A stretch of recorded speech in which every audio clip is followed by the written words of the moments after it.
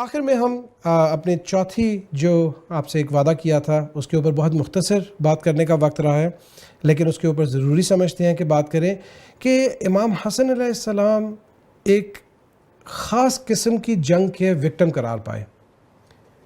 اس زمانے میں اس جنگ کو آپ کہیں گے کہ وہ جنگ نرم تھی، یعنی وہ ویپنز کے ساتھ جنگ نہیں کی گئی۔ یہاں تک چیزوں کو لے کے چلے گئے کہ سلیمان ابن سرد خزائی جیسے جو لوگ تھے انہوں نے یہ کلمات، اور نعوذ باللہ کہ ہمیں یہ ادا کرنے پڑتے ہیں لیکن سمجھنا ضروری ہے، یہ کلمات امام حسن علیہ السلام کے بارے میں فرمایا کہ یا مذل المؤمنین۔ جب امام نے یہ معاہدہ کیا تو کہتا ہے یا مذل المؤمنین، کہ اے وہ کہ جس کی وجہ سے مؤمنین کو ذلت کا سامنا کرنا پڑا۔ دیکھیے، جب بصیرت نہ ہو اور جب انسان جنگ نرم کا شکار ہو جائے تو وہ اسی طرح کی الزامات لگاتا ہے، وہ اسی طرح کی باتیں کرتا ہے۔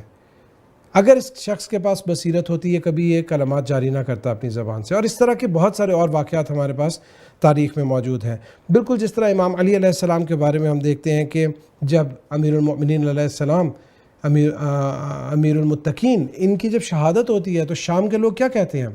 شام کے لوگ کہتے ہیں کہ علی کی شہادت کہاں ہوئی؟ جب جواب دیا گیا مسجد میں، تو کہا کہ علی کا مسجد میں کیا کام تھا؟ آپ دیکھیے، یہ جو جنگ نرم ہے، جنگ نرم، یہ اس طرح سے لوگوں کے اوپر اثر کرتی ہے۔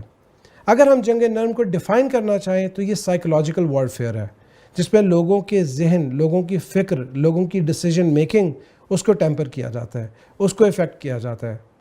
اور یہ جنگ نرم آج نہیں صرف ہمارے اوپر تحمیل کی گئی، یہ اس وقت بھی تھی، یا ہو سکتا ہے کوئی سوچے کہ اس وقت تو تھی آج نہیں ہے، نہ، آج بھی اسی طرح سے، بلکہ شاید ون کین آرگیو کہ زیادہ زور و شور کے ساتھ اس جنگ نرم کا اقدام کیا جا رہا ہے۔ امام علی علیہ السلام جو ہے وہ اگر حکومت اسلامی اور نظام اسلامی کے قیام کے لیے کوششیں کرتے تھے تو آپ کو پتہ ہے کہ امیر المؤمنین پہ کیا تہمت لگائی جاتی تھی؟ کہ علی اقتدار کے بھوکے ہیں، نعوذ باللہ، علی اقتدار کی ہوس رکھتے ہیں۔ اور اگر امام علی علیہ السلام حکومت اور نظام کے قیام کے لیے تگ و دو نہیں کرتے تھے تو کہتے تھے علی کو سیاست نہیں آتی، یا علی بزدل ہے۔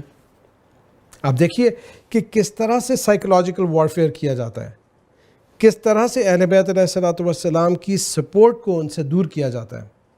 اور جو سادہ لوگ ہوتے ہیں وہ بالکل اسی طرح سے ان سارے ہیلوں اور مکر اور فریب کے اندر گرفتار ہو جاتے ہیں۔